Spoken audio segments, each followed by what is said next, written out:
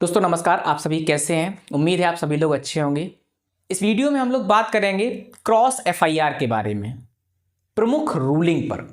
इस निर्णय में कहा गया है कि अगर कोई संज्ञेय घटना घटित होती है और वो अभियुक्त और वादी दोनों के द्वारा एक दूसरे के खिलाफ घटित होती है, दोनों में संज्ञेय मामले बनते हैं, तो क्रॉस एफआईआर अवश्य करके होनी चाहिए।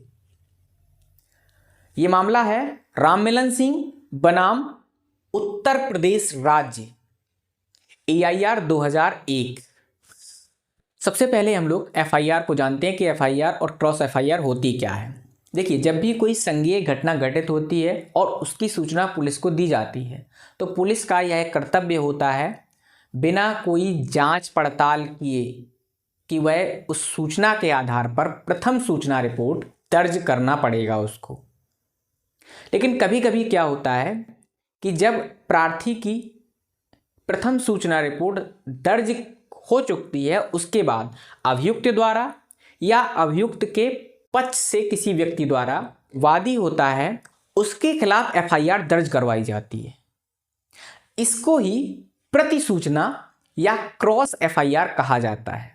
और ऐसी सूचना पर भी CRPC की धारा 154 और पुलिस रेगुलेशन का पैरा 97 लागू होता है।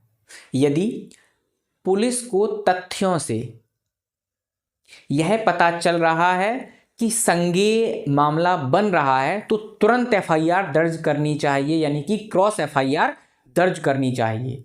और क्रॉस एफआईआर पर CRPC की धारा 162 लागू नहीं होती। माननीय उच्च न्यायालय ने इस मामले में, किस मामले में, जिसको हम पहले बता चुके हैं, राममिलन सिंह बनाम उत्तर प्रदेश राज्य, इस मामले में कहा कि किसी मामले में एफआईआर और क्रॉस एफआईआर हो सकती हैं और हमेशा यह माना जाएगा कि दो प्रथम सूचना रिपोर्ट दर्ज की गई हैं। या तो दोनों एफआईआर होंगी या फिर दोनों पार्टियों की तरफ से जो सूचना दी गई है वो परिवाद भी हो सकती है, और ये एक दूसरे के मामले में स्वतंत्र विवेचना की अपेक्षा करती हैं। स्वतंत्र विवेचना की अपेक्षा करती हैं, चाहे एफआईआर हो या परिवाद हो। दोनों पक्षों के द्वारा एफआईआर भी दर्ज कराई जा सकती हैं और परिवाद भी दर्ज कराया जा सकता है। और पुलिस का यह कर्तव्य होगा कि अगर उसे किसी व्यक्ति के क्रॉस एफआईआर में संज्ञेय अपराध का तत्व मिलता है, तो उसे प्रथम सूचना रिपोर्ट या एफआईआर दर्ज करनी ही पड़ेगी। आगे माननीय इलाहाबाद उच्च न्यायालय ने कहा है कि अभियोग अगर पंजीकृत है तो उसकी क्रॉस एफआईआर अवश्य दर्ज करनी चाहिए, तभी पक्षों के साथ न्याय किया जा सकेगा।